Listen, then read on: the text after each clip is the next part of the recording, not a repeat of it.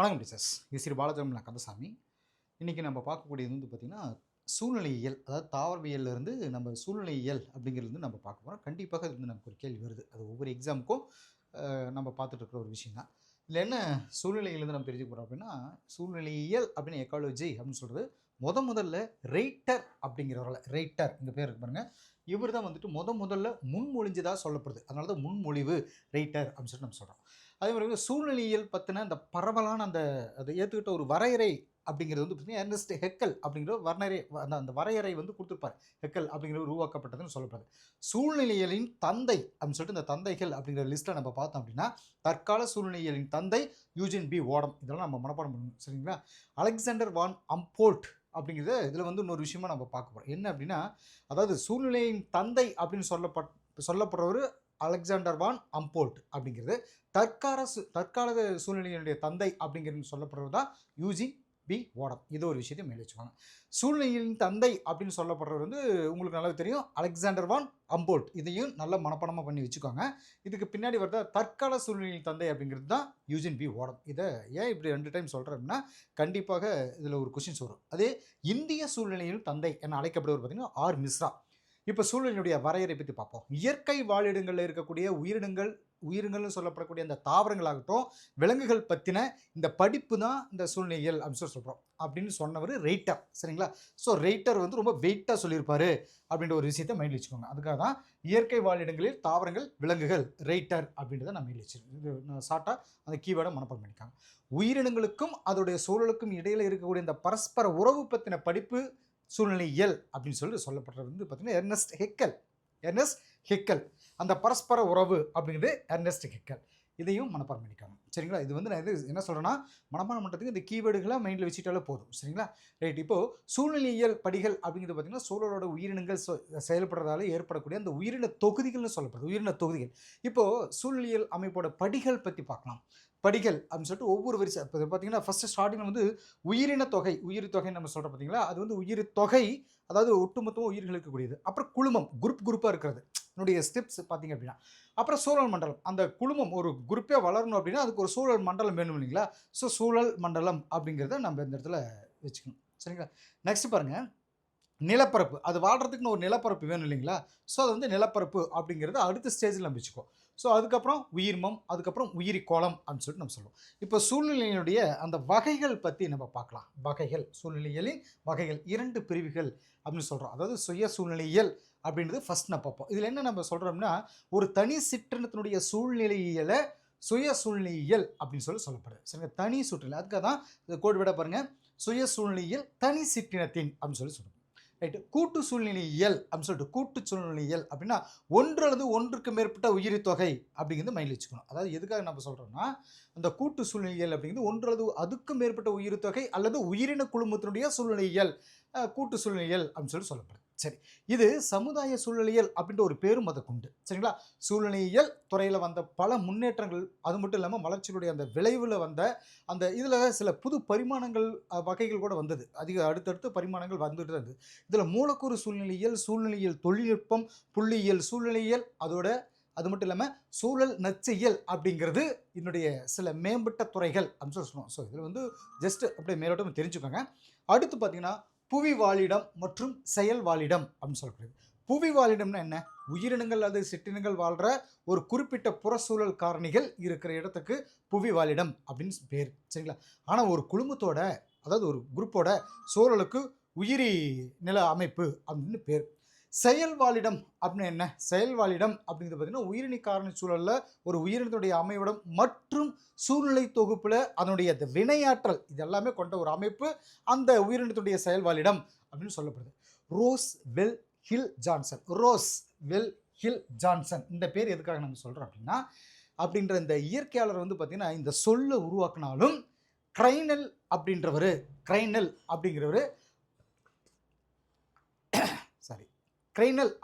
இந்த சொல்லை அதிகம் பயன்படுத்துகிறதா சொல்லப்படுது, சரிங்களா?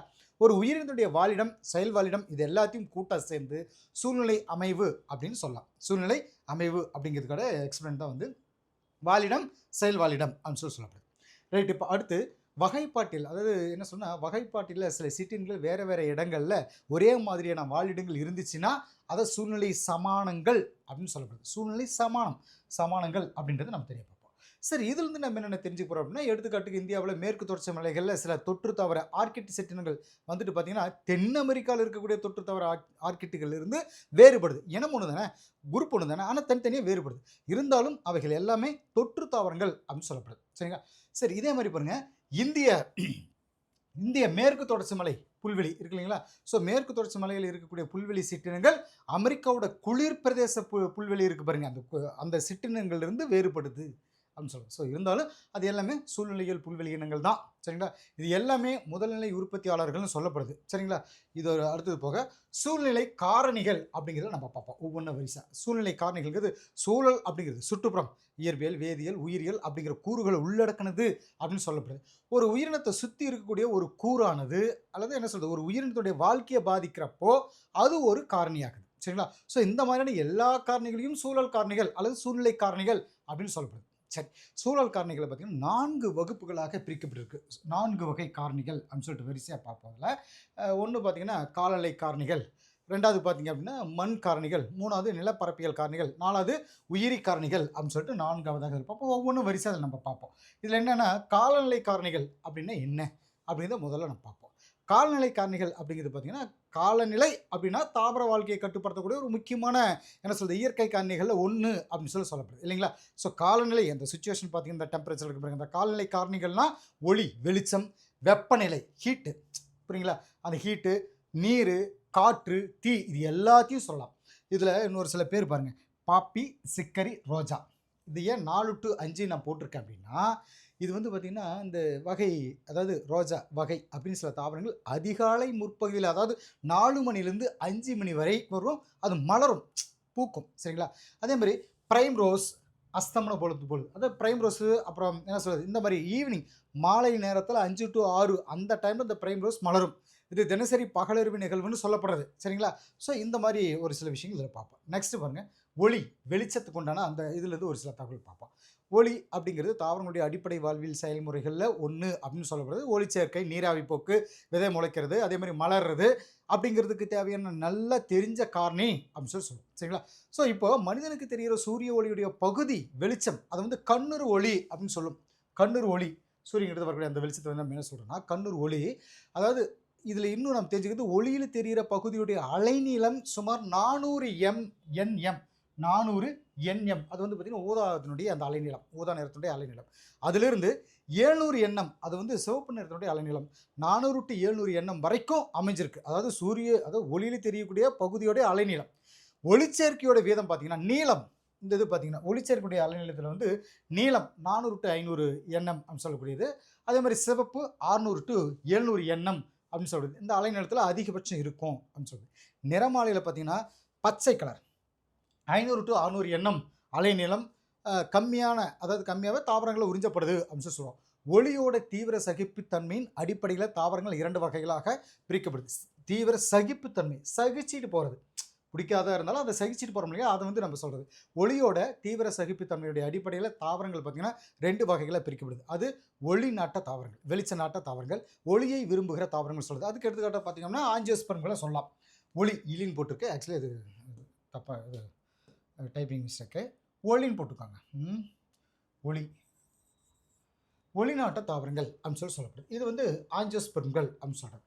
2வது பார்த்திங்கன்னா நிழல் நாட்ட தாவரங்கள், நிழலை விரும்பக்கூடிய தாவரங்கள், எடுத்துக்காட்டு பிரியோஃபைட்டுகள் மற்றும் டெரிட்டோஃபைட்டுகள் அப்படின்னு சொல்லிட்டு சொல்லப்படுது. சரிங்களா? பிரியோஃபைட் அண்டு டெரிட்டோஃபைட் அப்படின்னு சொல்லிட்டு சொல்லலாம். நெக்ஸ்ட்டு வெப்பநிலை, நம்ம ஏற்கனவே அந்த இதில் வரிசைகளை பார்த்தோம் இல்லைங்களா, அதில் அடுத்ததாக வெப்பநிலை. வெப்பநிலை அப்படிங்கிறது ஒரு உயிரினுடைய கிட்டத்தட்ட எல்லா வளர்ச்சிதை மாற்றங்களையும் பாதிக்கக்கூடிய ஒரு முக்கியமான காரணிகளில் ஒன்று அப்படின்னு சொல்லப்படுது.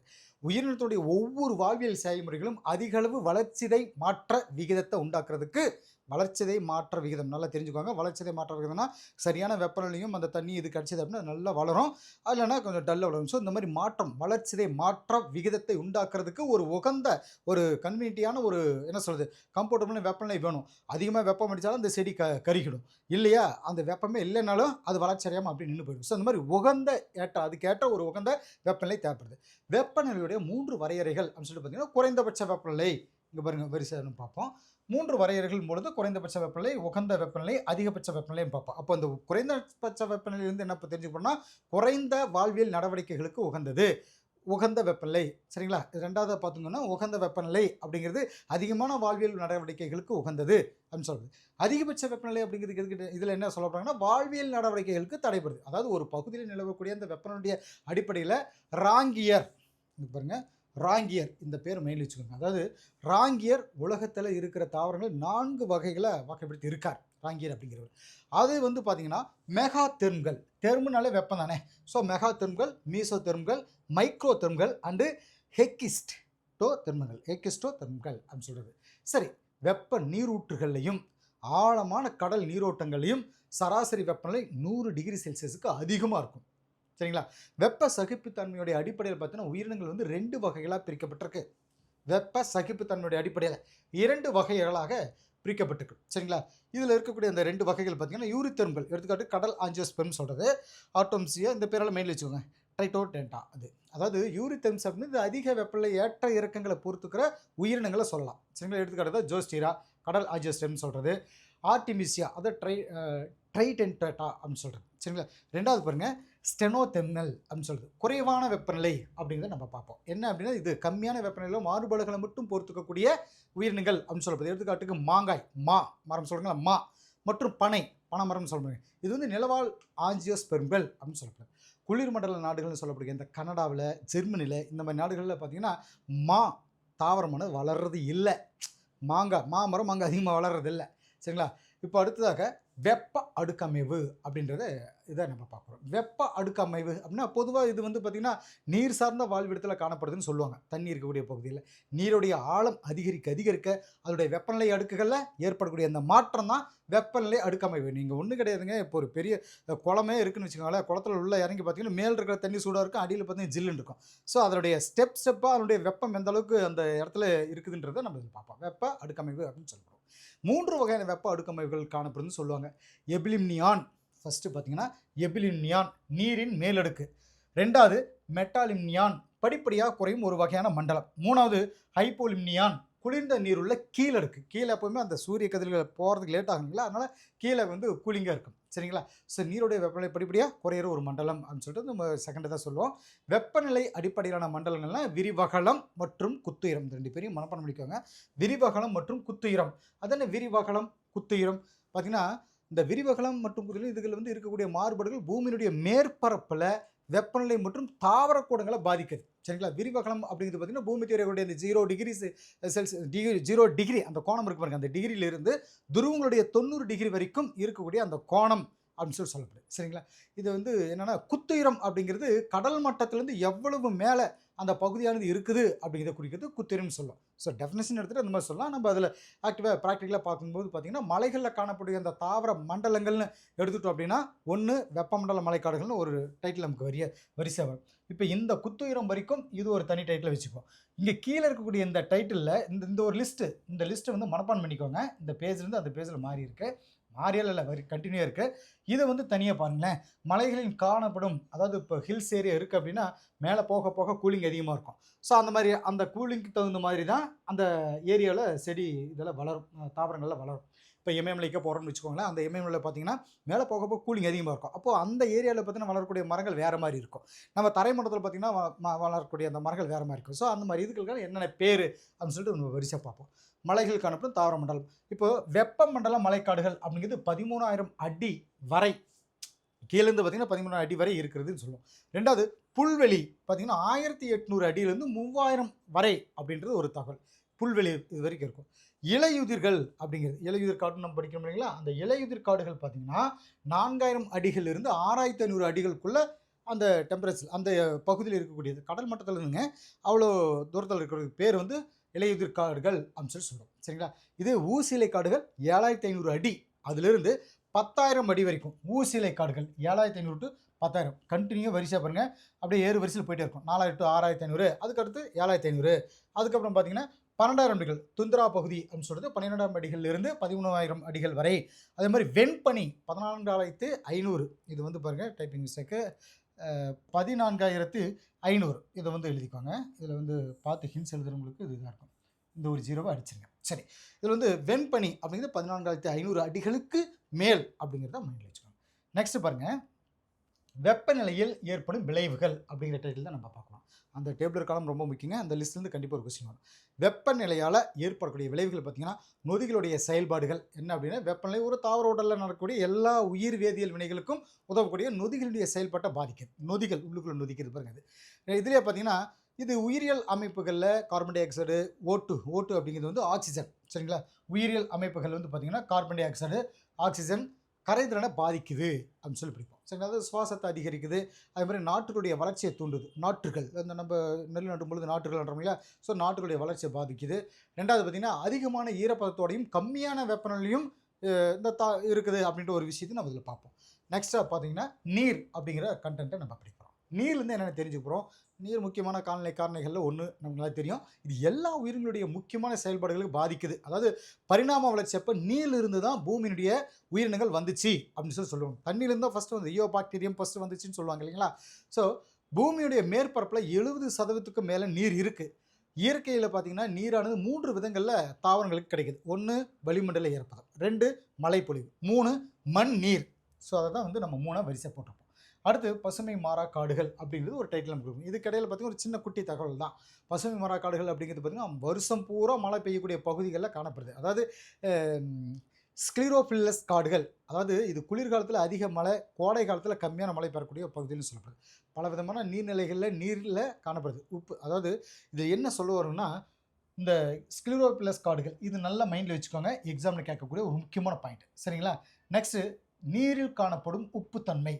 அதில் உள்நாட்டு நீர் அல்லது நன்னீர், குடிநீர், நன்னீர், குடிநீர் = 5%. என்ன சொல்ல வராங்க அப்படின்னா, உள்நாட்டு நீர்நிலைகள், அதாவது நமக்கு எவ்வளோ தண்ணி கிடைக்குதுன்னா, நம்ம உள்நாட்டு அந்த ஏரி, குளமெல்லாம் இருக்குது பாருங்கள், இந்த மாதிரி ஏரியாக்களில் நல்ல நீர், நன்னீர், குடிநீர் இதுகளில் 5% தான் நமக்கு கிடைக்குது. கடல் நீரில் 30லேருந்து 35% கிடைக்குது. உப்பங்களில் 100% வரைக்கும் மேலான உப்பு தன்மை கிடைக்குது. என்னங்க உப்பு இருக்கக்கூடிய பகுதி. நம்ம குடிக்கிற தண்ணியில் பார்த்தீங்கன்னா, ஃபில்டர் வாட்டர்னா அதில் உப்பு ஃபில்டர் பண்ணியிருப்போம். இப்போ இயற்கையாக நமக்கு கிடைக்கக்கூடிய தண்ணியில் பார்த்தீங்கன்னா உப்பு இருக்கும்.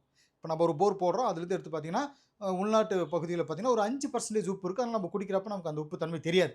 கடல் நீர்னு எடுத்துகிட்டு 35% உப்பு இருக்குது அதில். உப்பங்களில் உப்பு தயாரிக்கக்கூடிய இடங்களில் பார்த்தீங்கன்னா 100%க்கு மேலே உப்பு இருக்குது. அதனால தான் உப்பு தயாரிக்கிறாங்க இல்லையா? ஸோ அதை தான் சொல்லுவோம். உப்பு சகிப்புத்தன்மையுடைய அடிப்படையில் பார்த்தீங்கன்னா, உயிரினங்கள் 2 வகைகளாக பிரிக்கப்படுது. ஒன்று யூரிஹாலைன் அப்படின்னு சொல்லுது. இது வந்து யூரிஹாலைன். இதில் பாருங்கள் 2 வகை. ஒன்று ஸ்டெனோஹாலைன். 2 வகையில் பாருங்கள். ஃபஸ்ட்டு யூரிஹாலைன் அப்படிங்கிறது உப்புத்தன்மை அதிகம். என்ன சொல்கிறோம் அப்படின்னா, இது உப்புத்தன்மை அதிகமாக இருக்கிற நீரில் வாழக்கூடிய உயிரினங்கள்னு சொல்லப்படுது. எடுத்துக்காட்டுக்கு கடல் பாசிகள், அப்புறம் கடல்வாழ் ஆஞ்சியோஸ்பெர்ம்கள், இதெல்லாம் எடுத்துக்காட்டுகள் சொல்லலாம். ஸ்டெனோஹாலைன் அப்படிங்கிறது இது கம்மியான உப்புத்தன்மை இருக்கக்கூடிய நீரில் மட்டுமே வாழக்கூடிய உயிரினங்கள் சொல்கிறது. எடுத்துக்காட்டு பார்த்தீங்கன்னா, கழிமுக தாவரங்கள் அப்படிங்கிறது ஸ்டெனோஹாலைனுக்குண்டான எக்ஸாம்பிள். ஸோ இது வந்து எக்ஸாம்பிள் கேட்பாங்க நமக்கு. சரிங்களா? அடுத்து நச்சு சகிப்புத்தன்மைக்கான எடுத்துக்காட்டுகள் அப்படின்னு சொல்லிட்டு ஒரு சில விஷயங்களை நம்ம பார்க்கணும். நச்சுத்தன்மை, அதாவது சோயா, தக்காளி மாதிரியான தாவரங்கள் காட்மியம் தான் ரொம்ப முக்கியமானது. காட்மியத்தை பிரித்தெடுத்து சில சிறப்பு கூட்டு செல்களால் சேமித்து காட்மியத்துடைய நச்சுத்தன்மை மற்ற செல்களில் பாதிக்காமல் நிர்வகிக்கிற தன்மை இருக்கும் அப்படின்னு சொல்லப்படுது. சரிங்களா? 2வது பார்த்தீங்கன்னா, நெல், ஆகாய தாமரை. இதிலெல்லாம் பார்த்தீங்கன்னா, இந்த மாதிரியான தாவரங்களில் காட்மியத்தை தங்களுடைய புரதத்தோடு இணைத்து சகிப்புத்தன்மையை ஏற்படுத்திக்குது. தன்னுடைய புரதத்தன்மை ஒவ்வொரு இந்த நெல், ஆகாய தாமரைக்குள்ளே புரதம் இருக்கு இல்லைங்களா? ஸோ அதோட சேர்த்து அந்த புரதத்தோடு இணைச்சு சகிப்புத்தன்மையை ஏற்படுத்திக்குது. இந்த தாவரங்கள் மாசடைஞ்ச மண்ணிலிருந்து காட்மியத்தை நீக்கிறதுக்காக, அதாவது அகற்றுவதற்கு பயன்படுதுன்னு சொல்லுவாங்க. இதுக்கு தாவரங்களால் சீரமைக்கப்படுதல் அப்படின்னு பேர். சரிங்களா? நெக்ஸ்ட்டு காற்று வந்து நம்ம என்னென்ன தெரிஞ்சுக்க போகிறோம் அப்படின்னா, வளிமண்டலத்தில் நைட்ரஜன் 78%, அதாவது ஒரு முக்கியமான சூழல் காரணின்னு சொல்லப்படுது. வளிமண்டலத்தில் 78%, ஆக்சிஜன் 21%, கார்பன் டை ஆக்சைடு 0.03%, நீராவி, காற்று மாசுகள், தூசி, புகை துகள்கள், என்ன சொல்கிறது, நுண்ணுயிர்கள், மகரந்த துகள்கள், இந்த மாதிரி எல்லாம் மகரந்த வித்துக்கள் இருக்கு பாருங்க. இந்த மாதிரியான காற்றில் இருக்கக்கூடிய மற்ற பொருள்கள்னு சொல்லப்படுது. காற்றில் வந்து பார்த்திங்கன்னா சுத்தமான கண்டென்ட் கிடையாது. ஸோ இது வந்து அடிக்கடி எக்ஸாமில் வரக்கூடிய ஒரு கண்டென்ட் தான். ஸோ இதை மனப்பாடம் பண்ணிக்காங்க. சரி, காற்றோட வேகத்தை அளவிடுறதுக்கு பயன்படுத்தப்படக்கூடிய அந்த கருவிக்கு பேர் தான் அனிமோமீட்டர். இது இந்த டாபிக் வரும்போது நம்ம அதை படிக்க வேண்டியதாக இருக்குது. பசுமை எல்ல விளைவு நம்ம முன்ன படிச்சு இல்லைங்களா? இந்த பசுமை எல்ல விளைவு அப்படிங்கிறது வந்து நம்ம என்ன தெரிஞ்சு போகிறோம்னா, ஆல்பிட்டோ விளைவு, அதாவது பசுமை எல்ல விளைவு அல்லது ஆல்பிட்டோ விளைவுன்னு சொல்லுவோம். அப்படின்னா வளிமண்டலத்தில் வெளியேறக்கூடிய அந்த காற்று காலநிலைய மாற்றத்தை ஏற்படுத்துன்னு சொல்லுவாங்க. தொழிற்சாலைகளில் மோட்டார் வாகனங்கள், அது நம்ம போகிற பைக்கோ 4 வீலர் இருந்தாலும் அதுலேருந்து வரக்கூடிய இந்த புகை இருக்கு பாருங்கள், அதில் காட்டில் தீ பிடிச்சிச்சுன்னா, அதே சமயத்தில் கார்பன் டை ஆக்சைடு, அது மட்டும் இல்லாமல் டிஎம்எஸ் டை மெத்தைல் சல்பைர் இதுகளிலிருந்து வெளியேறக்கூடிய தூசு ஏரோசால்கள். ஸோ வளிமண்டலத்தில் இருக்கக்கூடிய சின்ன சின்ன திட அல்லது திரவ துகள்னு சொல்கிறது. இந்த தூசு மாதிரியான எந்த ஒரு பகுதியிலிருந்தும் வெப்பநிலை அளவில் பாதிப்பை ஏற்படுத்துங்கிறது அறிக்கூடிய வெப்பநிலை இது போய் தடுக்குது. அதை தடுத்து வெப்பத்தின் இன்க்ரீஸ் பண்ணி விடுறது, ரிஃப்ளெக்ட் பண்ணி விடுறது வேலைகள் செய்யுது. சின்ன சின்ன துகள்கள் இருக்கக்கூடிய ஏரோசால்கள் வளிமண்டலத்தில் நுழையிறப்போ சூரிய கதிர்வீச்சை பிரதிபலிக்குது. இது ஒரு முக்கியமானது. இது வந்து பார்த்திங்கன்னா ஆல்பிட்ட விளைவு, அதாவது பசுமை இல்ல விளைவுன்னு சொல்கிறது. இப்போது இதனால் இந்த வெப்பநிலை குளிர்ச்சி வரும்போது வெப்பநிலை வரம்புகள் குளிர்ச்சி ஆகட்டும், அதே மாதிரி ஒளிச்சேர்க்கை, அது மட்டும் இல்லாமல் சுவாச செயல்களை குறைக்குது. தாவரங்களில் ஒளிச்சேர்க்கைகள் குறைஞ்சாலே தாவரத்துக்கு தேவையான சாப்பாடு கிடைக்காது. அதுக்கு தேவையான சாப்பாடு கிடைக்கலன்னா தாவரம் அழிய ஆரம்பிச்சிடும். தாவரம் அழிய ஆரம்பிச்சிடும், நமக்கு ஆக்சிஜன் அதிகமாக கிடைக்குது, மழையும் கிடைக்காது. சரிங்களா? ஸோ இந்த மாதிரி விஷயங்கள் தாவரங்கள்கிட்ட வருது. கந்தக கலவைகள் மழை நீரை அமிலமாக்கி அமில மழைக்கு காரணமாக அமையுது அப்படின்னு சொல்லப்படுது. அது மட்டும் இல்லாமல் ஓசோன் அழிக்கப்படுறதுக்கு காரணமாக அமையுது அப்படின்றத நம்ம வரிசையாக பார்ப்போம் அதில். சரிங்களா? இப்போ காற்றினால் ஏற்படும் விளைவுகள். காற்று மழையினை உருவாக்குற ஒரு முக்கியமான காரணம். இது ஏரிகள், கடல்களில் நீர் அலைகளை ஏற்படுத்துறதால காற்றோட்டத்தை மேம்படுத்துது. வலுவான காற்றை மண் அரிப்பை ஏற்படுத்துது. வலுவான காற்று அது மட்டும் இல்லாமல் மண்ணுடைய வளத்தையும் குறைக்குது. இது நீராவி போக்கோட வேகத்தை அதிகரிக்க செய்யுது. சரிங்களா? காற்று மூலமாக மகரந்த சேர்க்கை நடக்கக்கூடிய இந்த தாவரங்களுக்கு இது உதவி செய்யுதுன்னு சொல்லப்படுது. இது கனிகள், விதைகள், வித்துகள் அப்படின்னு இன்னும் பல பரவறதுக்கு உதவி செய்யுதுன்னு சொல்லலாம் காற்று. இது வந்து காற்றை பற்றி நமக்கு தெரியும், இருந்தாலும் நம்மளுக்கு புக்கில் கொடுத்துருக்கூடிய சில பாயிண்ட்ஸ்லாம் நம்ம மெயில் வச்சுக்கணுங்கிறதுக்காக சொல்கிறோம். வலுவான காற்று பெரிய மரங்களை கூட வேரோட சாய்ச்சிருது. ஒற்றை திசை வீசக்கூடிய இந்த காற்றானது மரங்களில் கொடி வடிவத்தில் வளர்ச்சியை தூண்டுது. பார்த்திங்கன்னா மரம் வளர்ந்துட்டு இருக்குன்னா ஒரே பக்கம் காற்று அடிக்குதுன்னா இலைகள்லாம் அந்த பக்கம் சாய்ச்சி பார்த்த மாதிரி இருக்கும். ஸோ கொடி வடிவத்தில் அந்த மரம் வளர்கிறதுக்கு வாய்ப்பு அமைஞ்சிருது. நெக்ஸ்ட் டைட்டில் பார்த்திங்கன்னா தீ அப்படிங்கிறது வந்து நம்ம பார்ப்போம். தீ, நெருப்பு. இதில் வந்து என்னென்ன எக்ஸாம் பாயிண்ட் ஆஃப் வியூ தெரிஞ்சுக்கணும்னா, எரிபொருளுடைய வேதியியல் செயல்முறை காரணமாக வெப்பம், ஒளி இதெல்லாமே வெளியிடுறதால ஏற்படக்கூடிய அந்த வெப்ப உமிழ் காரணியே தீ. பாருங்க எவ்வளோ பெரிய டெஃபினேஷன் பார்த்தீங்களா? எரிபொருள்களுடைய வேதியியல் செயல்முறை காரணமாக வெப்பம், ஒளி இது எல்லாமே வெளியிடுறதால ஏற்படக்கூடிய அந்த வெப்ப உமிழ் காரணிக்கு பேர் தீ அப்படின்னு சொல்லப்படுது. ஸோ இது வந்து பெரும்பாலும் வந்து மனிதர்களால் வந்து உருவாக்கப்படுது. சில நேரங்களில் மரத்தினுடைய மேற்பரப்புகளுக்கு இடையில் உரசுறதால ஏற்படுறதாலையும் இந்த இயற்கையாக இது உருவாகுதுன்னு சொல்லுவாங்க. தீ எப்படியெல்லாம் பிரிக்கப்படுது பார்த்தீங்க அப்படின்னா, ஃபஸ்ட்டு தரை தீ நிலத்தடியில், பரப்பு தீ சின்ன செடிகள், புதர் செடிகளில். 3 கிரீட தீ, இது காடுகள் மேற்பகுதி. என்னென்ன ஒவ்வொன்றா, தரை தீ இது சுடர் இல்லாத நிலையிலும் நிலத்தடிக்குள்ளே எரியும். புரியுங்களா? ஒரு சிலதில் போட்டு அமைக்க வச்சுட்டோம் உள்ள அப்படியே வெந்து போயிடும். இப்போ இன்றைக்கி நமக்கு நிலக்கரி கிடைக்கிது பாருங்கள், அதெல்லாம் பல மில்லியன் ஆண்டுகளுக்கு முன்னாடி புதைஞ்ச இந்த இயற்கையுடைய பொருட்கள் தான் நிலக்கரியாக நமக்கு கிடைக்கிது. ஸோ இந்த மாதிரி தரைத்தீ அப்படிங்கிறது உள்ளுக்குள்ளே நெருப்பே இல்லாமல் உள்ளே வெந்துடும். அடுத்து பரப்பு தீ, இது சின்ன சின்ன செடிகள், புதர் செடிகள் வந்து எரிக்குது. 3வது கிரீட தீ அப்படின்னு சொல்லுவாங்க. கிரீட தீ வந்து பார்த்தீங்கன்னா இது காடுகளுடைய மேற்பகுதியில் எரிக்குதுன்னு சொல்லுவாங்க. சரிங்க, இப்போ தீயினுடைய விளைவுகள் பற்றி நம்ம பார்ப்போம். இது என்னென்ன விளைவுகள் நமக்கு கிடைக்குது? தாவரங்களுடைய நேரடியான அழிவு, அதாவது தீயானது தாவரங்களுக்கு நேரடியான அழிவு காரணியாக இருக்குது அப்படின்னு சொல்லப்படுது. 2வது எரிகாயம் அல்லது எரியிறதால ஏற்படக்கூடிய வடுக்கள், ஒட்டினி பூஞ்சைகள், அது மட்டும் இல்லாமல் பூச்சிகள் நுழையிறதுக்கான அந்த பொருத்தமான இடங்களாக இருக்குது. நமக்கு ஒரு காயம் ஏற்பட்டுச்சு அப்படின்னா காற்றடிக்கனால அந்த பூச்சிகள், அந்த நுண்ணுயிர்கள் உள்ளே போகிறதுக்கு வாய்ப்பாக இருக்குது. 2வது ஒளி, வெளிச்சம், ஒளி, மழை, ஊட்டச்சத்து, சுழற்சி, மண்ணினுடைய வளம், அப்புறம் ஹைட்ரஜன் அயனிசேர்வு பிஹெச் இதையும் சொல்லலாம். அப்புறம் மண் தாவரங்கள், அப்புறம் விலங்குகள், இதுகளில் எல்லாம் இது மாறுபாடுகளை உண்டாக்குதுன்னு சொல்லப்படுது. எரிஞ்ச பகுதிகளில் மண்ணில் வளர்கிற ஒரு சில வகையான பூஞ்சைகள் எரிந்த மண் விரும்பி அப்படின்னு சொல்லப்படுது. எடுத்துக்காட்டுக்கு பைரோனிமா கன்ஃப்ளூயன்ஸ் அப்படின்னு சொல்லப்படுது. நெக்ஸ்ட் இதுலேயே நம்ம என்ன தெரிஞ்சு போகிறோம்னா, இடையில சில ஒரு தகவல்கள் நம்ம கொடுத்துருப்பாங்க. தீ சுட்டி காட்டிகள் அப்படின்ட்டு. டெரிஸ் அப்படின்னா பெரணி, பைரோனிமா பூஞ்சை தாவரங்கள். இதில் எதுக்கு சொல்கிறோம் அப்படின்னா, டெரிஸ் மற்றும் பெரானிமா பூஞ்சை இந்த தாவரங்கள் எரிஞ்ச, அது மட்டும் தீயால் அழிஞ்ச பகுதிகளை சுற்ற காட்டிகளாக இருக்குது. சரிங்களா? அந்த பகுதியில் அழிஞ்சிச்சுன்னா அங்கே இதில் தெரியும். அதனால் இது தீ சுட்டி காட்டிகள் அப்படின்னு சொல்லப்படுது. சரிங்களா? தீ தடுப்பான் இதை பற்றி என்ன தெரிஞ்சுக்கணும்னா, தாவர பகுதிகளுக்கு இடையில் இடைவெளி எதுக்காக சொல்கிறோம் அப்படின்னா, தீயோட வேகத்தை கம்மி பண்ணுறதுக்கும் அல்லது தீ முன்னேறாமல் நிறுத்துறதுக்கும் தாவர பகுதிகளுக்கு இடையில் அந்த கேப் இடைவெளி இருக்குது அப்படின்னு சொல்லப்படுது. இயற்கை தீ தடுப்பு அப்படின்னு சொல்லி பார்த்தீங்கன்னா, ஆறுகள், ஏரிகள், பள்ளத்தாக்குகள். எதுக்காக அதை சொல்கிறோம் அப்படின்னா, இயற்கை தீ தடுப்பு தாவரங்களுக்கு இடையில் காணப்படக்கூடிய அந்த ஆறுகள், ஏரிகள், பள்ளத்தாக்குகள் இதெல்லாமே தீ பரவாமல் தடுக்கிறதுக்கு இயற்கையாகவே இருக்கக்கூடிய தடைகள் அப்படின்னு சொல்லப்படுது. ரைட்டிடோம் அப்படின்ற ஒரு பேர் இந்த இடத்துல படிப்போம். ரைட்டிட்டோம் எதுக்காக சொல்கிறோம் அப்படின்னா, தாவரங்களில் காணப்படக்கூடிய தீக்கு எதிரான உடற்கட்டமைப்பு இது அப்படின்னு சொல்லப்படுது. இது குறுக்க வளர்ச்சியோட முடிவாக வந்த அந்த சூவரினால் ஆன பெரிடெம் புரணி, அப்புறம் ஃப்ளோயம் திசுக்களால் ஆன பல அடுக்குகளை கொண்டதுன்னு சொல்லுவோம். சைலம் ஃப்ளோயம்லாம் நம்ம தாவரங்களில் படிச்சிருக்கோம் இல்லைங்களா? ஸோ அதில் ஃப்ளோயம் உள்ளுக்குள்ளே நடக்கக்கூடிய அந்த கண்டென்ட் சரிங்களா? ஸோ அது சம்மந்தமான தகவல்கள் இது. இந்த பண்பு பார்த்தீங்கன்னா தீ, நீர் இழப்பு, பூச்சிகளுடைய அந்த தாக்குதல், நுண்ணுயிர் தொற்று இதுகள் இருந்து தாவரனுடைய தண்டுகளை பாதிக்குது அப்படின்னு சொல்லிட்டு வரிசை படிப்போம். மண் காரணிகள் அப்படின்னு சொல்லிட்டு நம்ம வரிசை படிப்போம். ஸோ இந்த மண்ணில் இருந்து நம்ம தனியாக அடுத்த ஒரு கிளாஸஸில் உங்களுக்கு வர ஆரம்பிச்சிடும். ஓகே டீச்சர்ஸ், இன்றைய கிளாஸ் இதோட கம்ப்ளீட் ஆகுது.